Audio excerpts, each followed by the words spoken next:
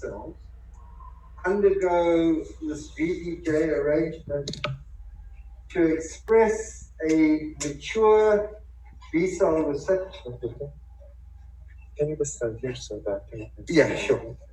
But once that developmental process occurs, these B cells have a functional receptor, but hasn't seen its respective antigen. At this stage, these mature B cells need to undergo a process called clonal deletion. And that is part of this general process called central tolerance. Because what that process does is to select out all of those B cells which are potentially autoreactive, that can make antibodies that can attack your own tissue, as well as deleting all those B cells that make antibodies that don't seem to bind anything. These antibodies are generated because of the B cell receptor, which is picking up these particular antigens and passing down phosphorylation signals to the B cells, giving them survival signals. So if the B cell receptor is detecting self-antigen with a threshold of affinity, that delivers sufficient chemical directions to the nucleus to keep that B cell viable. If that receptor binds with too high affinity, so it delivers too strong a chemical reaction transduction signal to the nucleus, it will induce the B cell to undergo apoptosis. Although for B cells, they have a second chance, because if they get too strong a signal, if they are expressing a receptor that is binding with too high an affinity, they have a second chance to survive in using or reactivating those two key enzymes, RAG1 and RAG2, to cause rearrangement, in other words, to modify the receptor to see if they can reduce the affinity of binding. And if that, again, doesn't make any difference and the binding is too strong, that B cell will undergo apoptosis. So in this way, the system selects out only those B cells that come out of the bone marrow that are useful to the immune system. It will remove any that are potentially dangerous in terms of being autoreactive, and any that don't seem to work, they have a dysfunctional receptor. And the antigens that they are seeing are self-antigens. In this case, in the bone marrow, these are generally sugars, self-sugars, lipopolysaccharides, all presented by these nurse cells within the bone marrow. So the bone marrow then is essentially a sterile environment, and all of the antigens that these developing B cells are seeing are self-antigens. So now we'll talk about similar development with the T cells, and the objectives of this lecture is to talk about this system of peripheral tolerance and clonal deletion of developing T cell progenitors. And this happens not in the bone marrow, but in the thymus. And so these developing T cells, which at this stage we call thymocytes, those that pass this selection process of not binding self-antigen too strongly, but not too weakly, will emerge from the thymus having a functional T cell receptor with the potential to bind and recognize a particular antigen. But the important point is that at this stage, they have not seen the antigen they were meant to bind to. They may never see it. And these T cells then are called naive T cells. And so once they do see their specific antigen presented by a professional antigen presenting cell within one of the lymph nodes, they will then be activated or primed to go from a naive T cell into what's called an effector T cell. And once they are effector T cells, then they can move through the body directly to those sites where the antigen is, like infection in tissue, infected cells, or whatever, and then directly deal with them. And this process is called lymphocyte trafficking, and it's controlled by these chemicals called chemokines. So the movement of specific lymphocytes or immune cells to different parts of the body, whether to the gut, the lungs, the skin, is all driven by these chemokines, which direct these cells where to go to deliver their actions.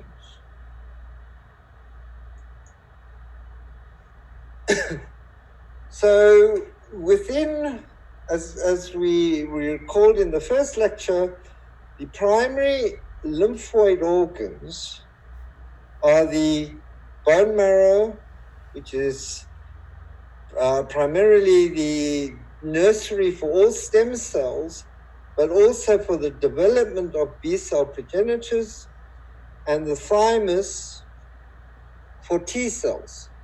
And this is why they're called T cells. And within the thymus, so these T cell progenitors emerge from the bone marrow and migrate to the thymus. And at this stage, they don't look like a T cell. They don't express the pan T cell marker CD3. They don't express CD4, CD8. They don't even have a T cell receptor. But once they enter the thymus, they get signals from the nurse cells within the cortex of the thymus, as well as cytokine signals, which then start a developmental program within these immature thymocytes to rearrange their T cell receptor genes. And just like B cells, they use the same system of RAG1, RAG2 to select out a VDJ to then create a CD3 region of a beta chain and a VJ rearrangement to create rearrangement of a alpha chain, because the T cell receptor is a homodimer, just like an antibody molecule having a light chain, heavy chain. T cell receptor has a similar system. So the genes coding for the variable regions of the T cell receptor and the B cell receptor are about 70% identical. The difference, though, is that the T cell receptor, again, this is very important, still needs 2 recognitions on its receptor. It needs to see MHC and it needs to see the antigenic peptide. Whereas the B cell receptor, being an antibody, only needs to see the native antigen.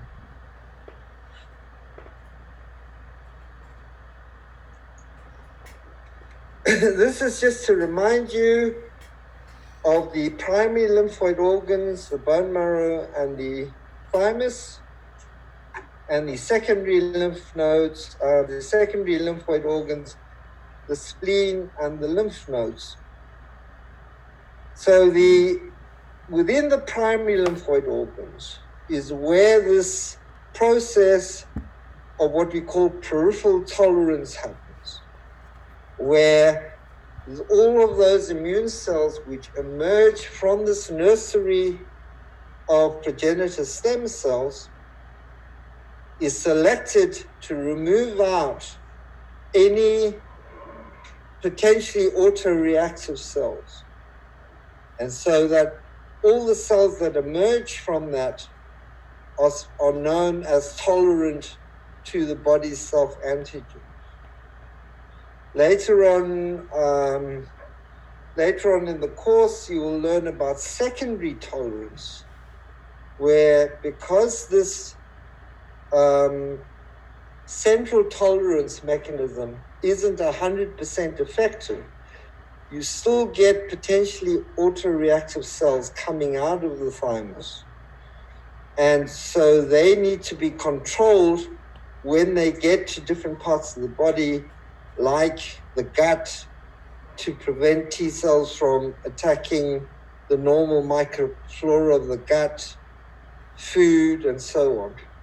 But that's for another time. So the thymus is this small fatty organ that just lies above the heart. It's highly active in the early stages of life. And so from the time you're born up until when you get to puberty is where most of your T cells will be generated for the rest of your life. This is what we call the T cell repertoire. And these developing cells at this stage within the thymus is where they are exposed to self-antigens presented on both class 1 and class 2 MHC. Again, the thymus, just like the bone marrow, is a sterile environment. So all of those antigens that these thymocytes are seeing are self-antigens, not pathogen antigens.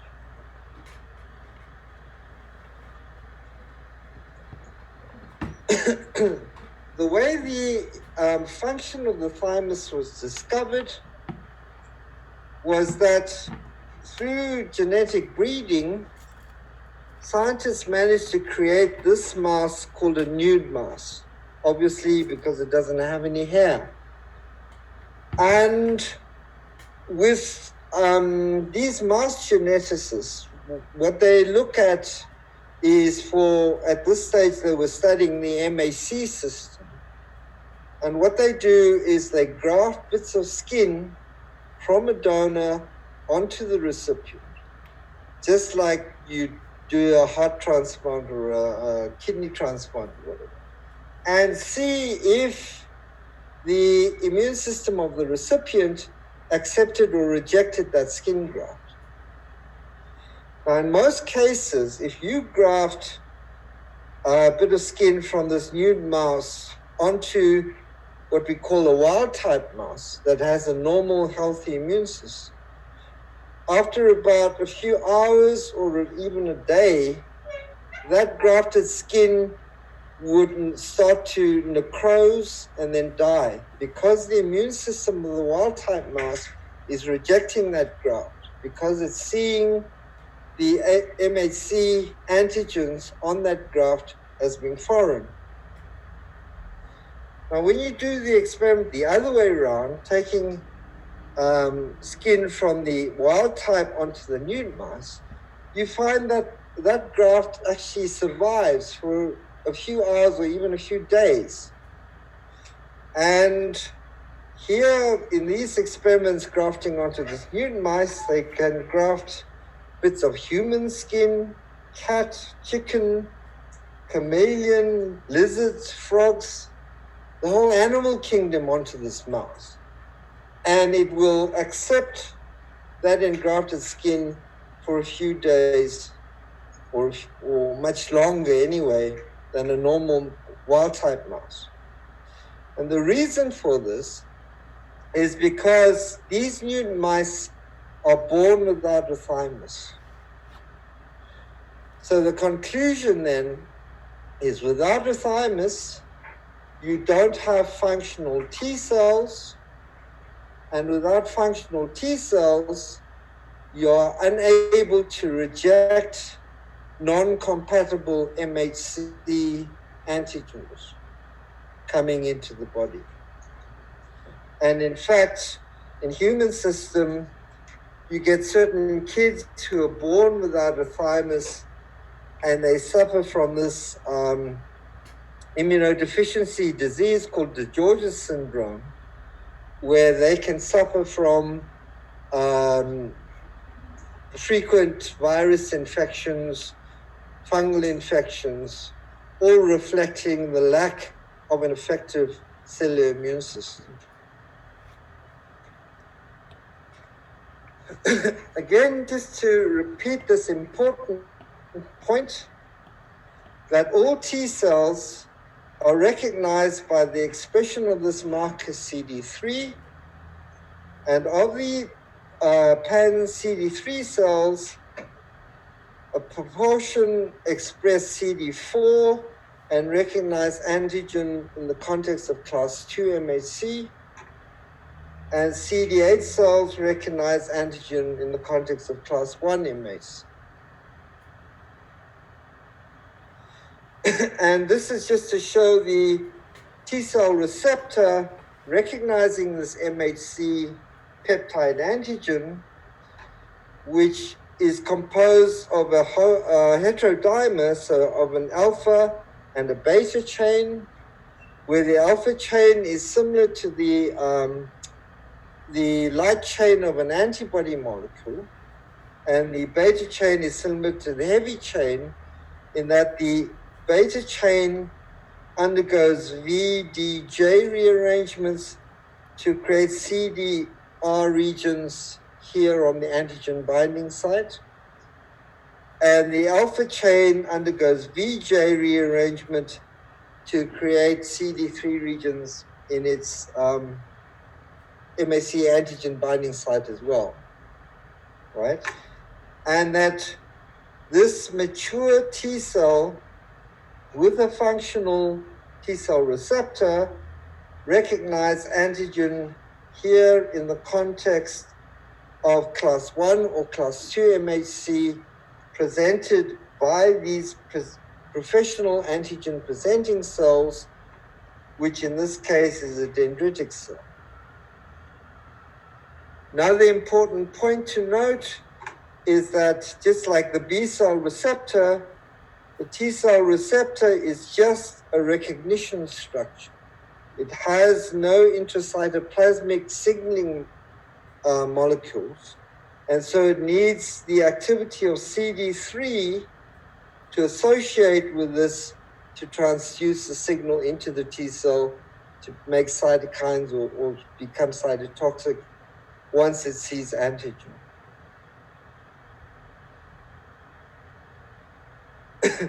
This is the structure of the thymus, where we divide it into the outer region, which is called the cortex, and an inner region, which is the medulla. Within this cortical region is where these immature T cells coming from the bone marrow migrate into the outside of this organ. And within this area, you find many epithelial cells as well as dendritic cells.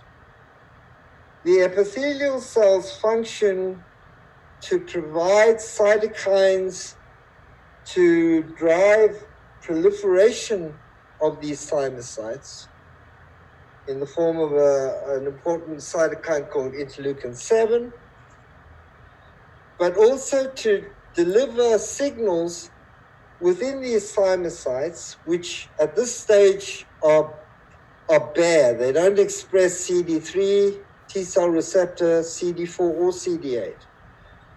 But with the signals given by these so-called nurse cells in the form of cytokines and surface adhesion molecule interactions, they will generate a genetic program within the developing T cells to start to rearrange VDJ genes to create a functional T cell receptor, but also to express both CD4 and CD8 antigens and CD3,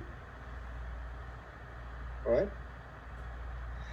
And then as we go further into the organ, into the medulla, we get a lot of macrophages, and you'll see the importance of these later on. So as these cells start this genetic program of becoming mature naive T cells, as I said, they start to express CD3, but CD4 and CD8, as well as a T cell receptor. What is the significance of being CD4 and CD8? And these are called double positive thymocytes.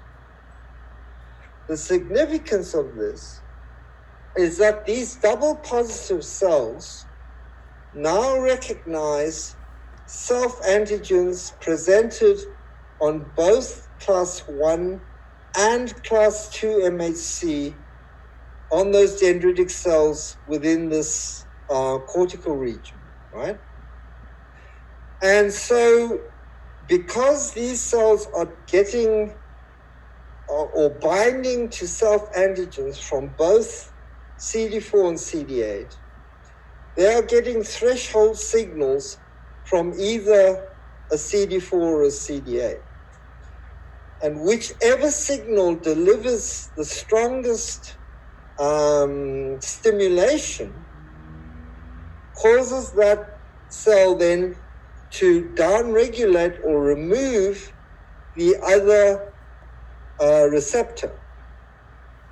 So in other words, if a developing T cell is seeing antigen presented on class 2 MHC via its CD4 receptor, it will cause it to lose its CD8. And vice versa, if a CD8 is seeing antigen on class 1 more than class 2, it causes it to lose its CD4. And so in this way, using the selection process,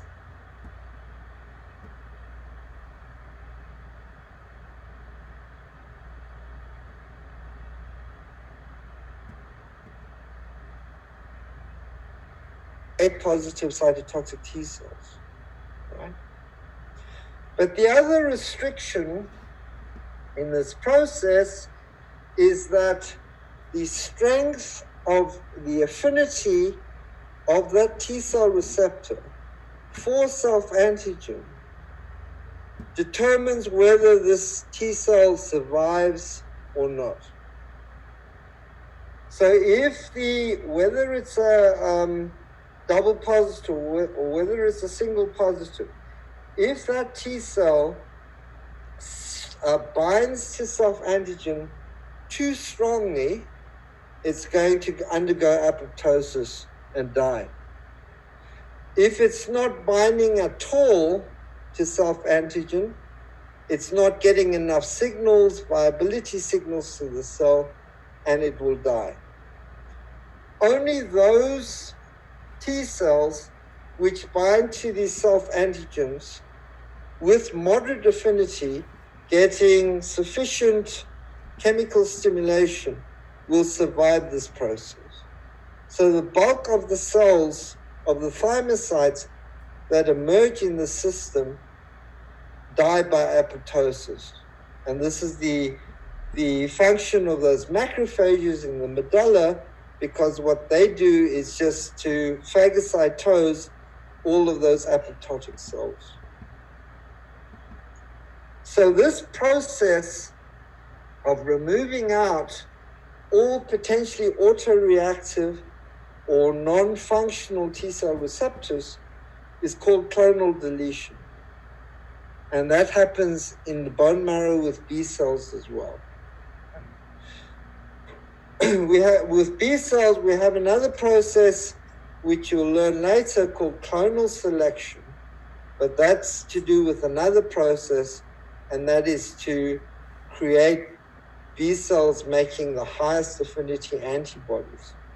But you'll learn a lot about that later when I talk about T-B cell interaction. So we have clonal deletion, clonal selection, okay? So once these T cells have survived this process of selection in the thymus, they emerge from the thymus expressing CD4 or CD8 with a T cell receptor. But at this stage, they have never yet seen an antigen, right? And so they are called naive T cells. And what these naive T cells will do is they will migrate, going from one lymph node to another lymph node throughout the lymphatic system in the body, checking for the antigen that they were made to react against. After a few days or months, if they don't see that antigen, they will die and they'll get replaced by another T cell emerging from the thymus. So basically, these naive T cells are just there as patrol cars to move around the body, checking for the antigen. It's all by chance, it's all by random. But the thing is that moving from one lymph node to another, these lymph nodes serve as meeting places to give the highest chance for a specific T cell to meet up with a particular antigen. And this is brought about by the dendritic cell. The dendritic cell acts as the first line patrol car. So think of dendritic cells sitting just under the skin, like a patrol car in Riyadh where you get two cops eating their donuts, sitting in the car looking at the street. When there is danger, when there is an infection, as in this case here where you stand on a rusty nail that has bacteria that penetrates the epidermis and gets into the underlying tissue. These dendritic cells will then pick up this antigen. But remember, in this process of picking up the antigen, the recognition of those bacterial cells occurs through PRRs and PAMPs, right? When you engage PRRs, what you're doing is you're activating NF-kappa B in the dendritic cells, and that will generate the production of inflammatory cytokines. It will induce the dendritic cells to upregulate their class 2 MHCs, which then increases their antigen presentation capability. It also changes the program of chemokine expression on the dendritic cell, which will then cause it to migrate to the nearest draining lymph node. So as a result of PRR engagement by these sensor cells, these dendritic cells, seeing its particular bacterial cell antigen, drives a genetic program of activation of the dendritic cell to capture that antigen, process it, and present it on class 1, class 2 MHC, and then move to the nearest draining lymph node. In the meanwhile, your naive T cells, which just emerged from the thymus, are moving from one lymph node to another.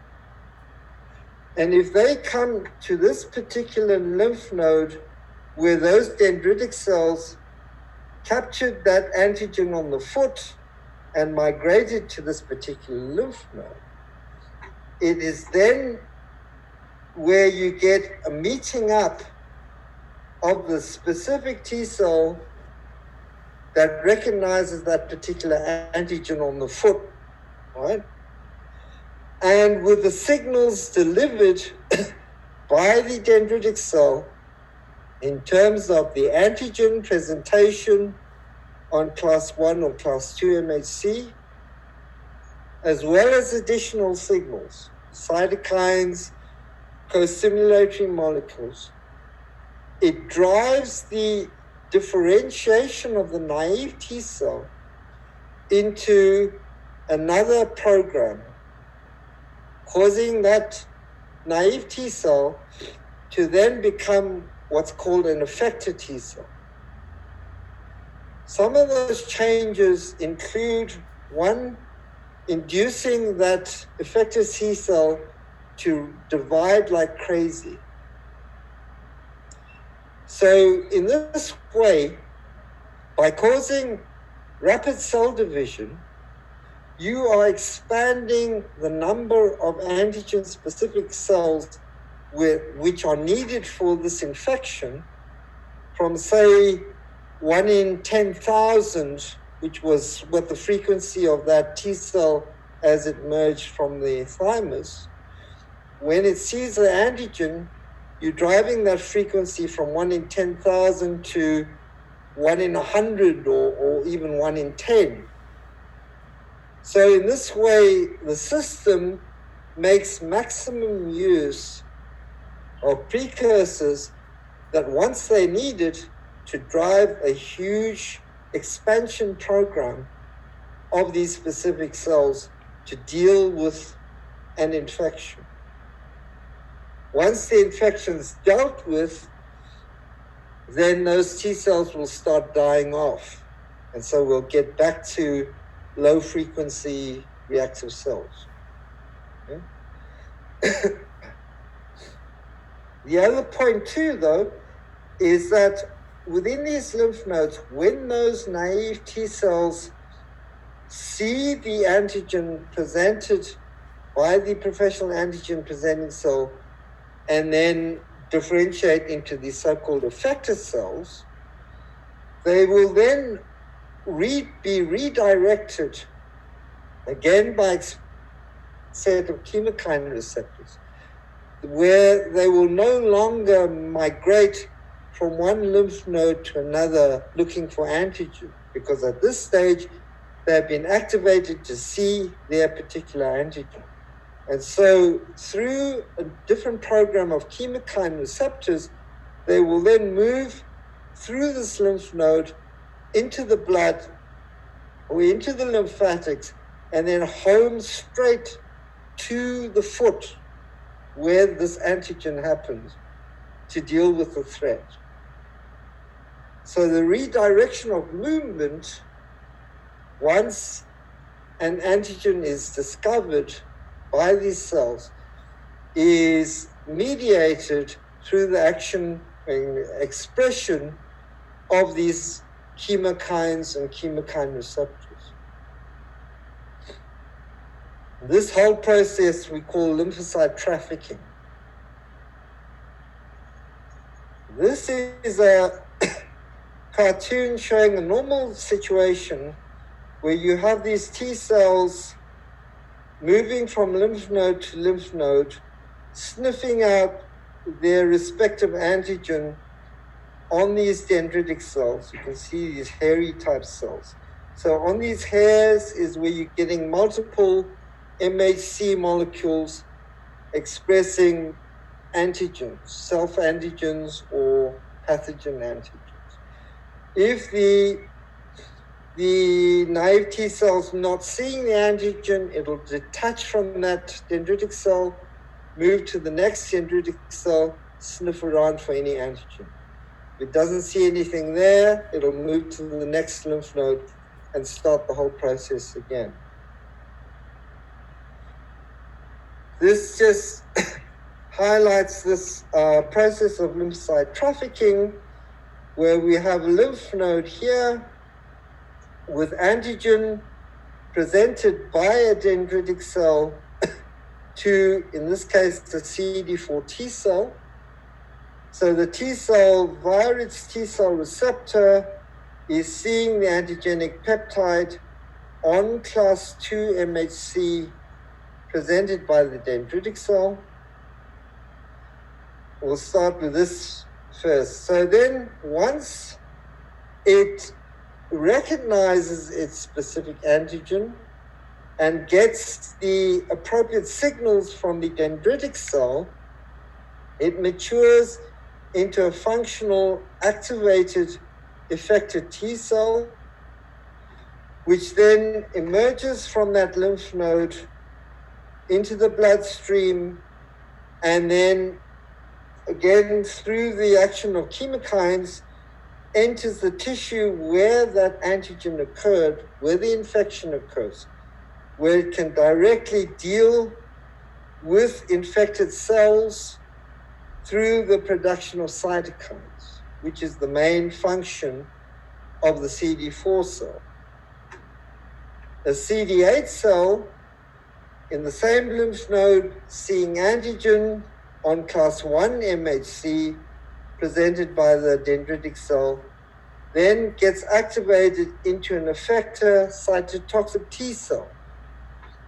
It will then also change its chemokine receptor program and then home directly to the tissue site, in this case, say virus-infected cells like the liver, where it can then directly bind to virus-infected liver cells and kill them.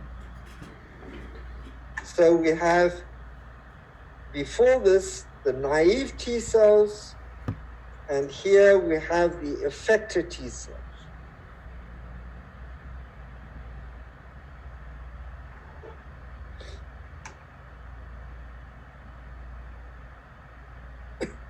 So as I said, the trafficking of these immune cells is directed once you're moving or during the naive stage, you're expressing a particular program of chemokines which directs you to move from one lymph node to another.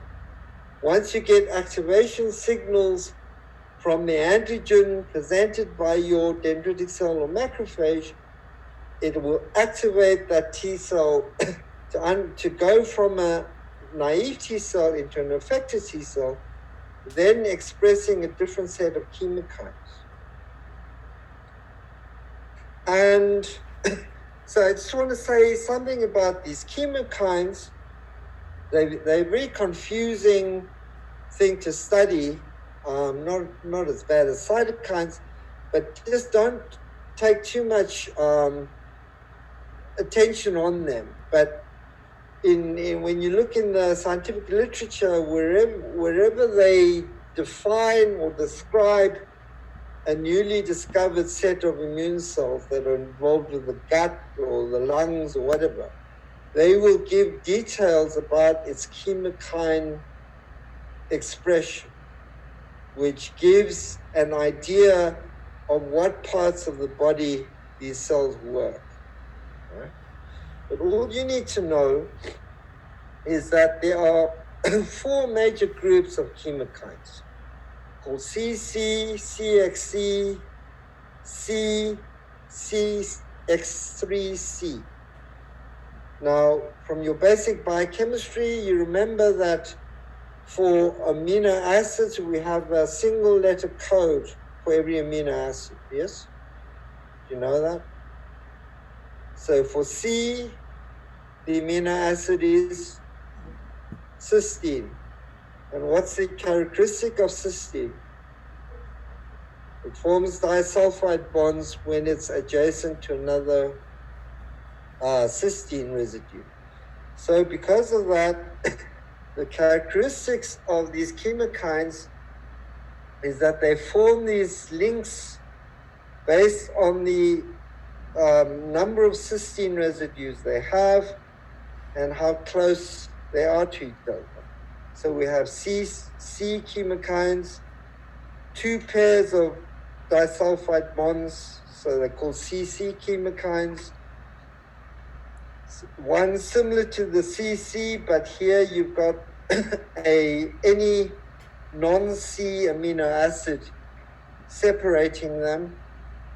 And here you've got three other amino acids separating. And these are called CX3 chemokines.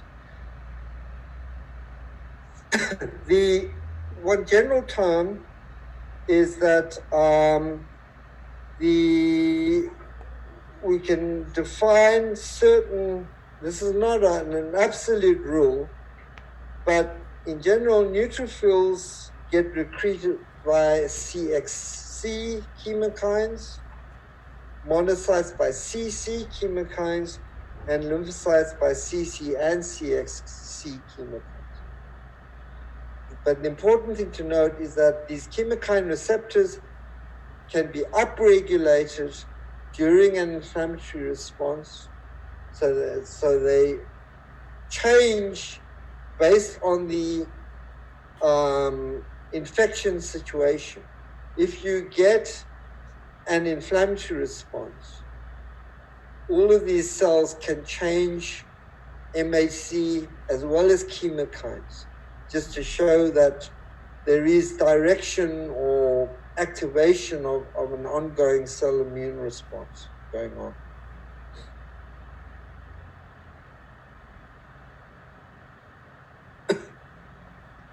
This just shows the action of these chemokines. So if, for instance, like the foot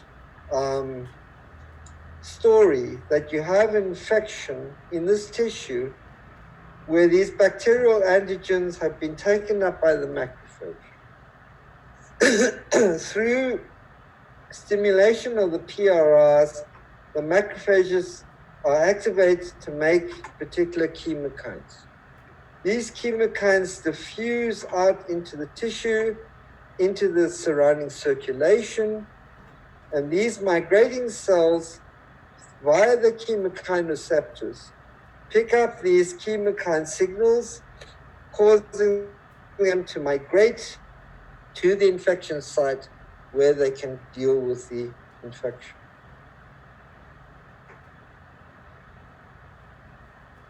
Lymphocyte homing, in terms of the migration of blood cells from the vasculature into the underlying tissue, I won't say much about this because pathology will give, I don't know if you've had the lecture yet, but pathology will give you a lot more detail about it. But essentially, if you consider that immune cells circulating through blood vessels, the blood pressure of this liquid is very strong, right? So it's almost like a bit of wood in this fast-flowing river. Now, if you get these required immune cells needed to migrate out of the vasculature into a particular underlying tissue site, it means that these blood cells need to stop within this fast-flowing river, within this blood vessel, and then migrate out of the blood vessel into the underlying tissue. And they do this through a process known as extravasation. Again, Dr. Brower will give you more details. But basically what happens is that if you start off with an infection in the foot, all of the inflammatory signals given off by the macrophages, the damaged epithelial cells in the foot and so on, will give off cytokines to the endothelium, to the endothelial cells that line the blood vessels draining that area. These endothelial cells will then change their expression of so-called adhesion molecules. So they'll upregulate ICAMs, integrins, and so on, right? Meanwhile, your neutrophils and your T cells, which are circulating through the blood, when they come to this site, again, through the signals being delivered in that local inflammatory site, they are induced to express the corresponding hooks to allow them to bind to these adhesion molecules on that bit of blood vessel. And so in this way, these cells can stop in the face of this blood flow, and also the signals that are delivered causes the vasodilation, causes the endothelial cells to expand. And this allows these immobilized blood cells then to squeeze through the endothelium to get into the underlying tissue to then fight the infection. So that's the whole process of extravasation. Okay, that's it.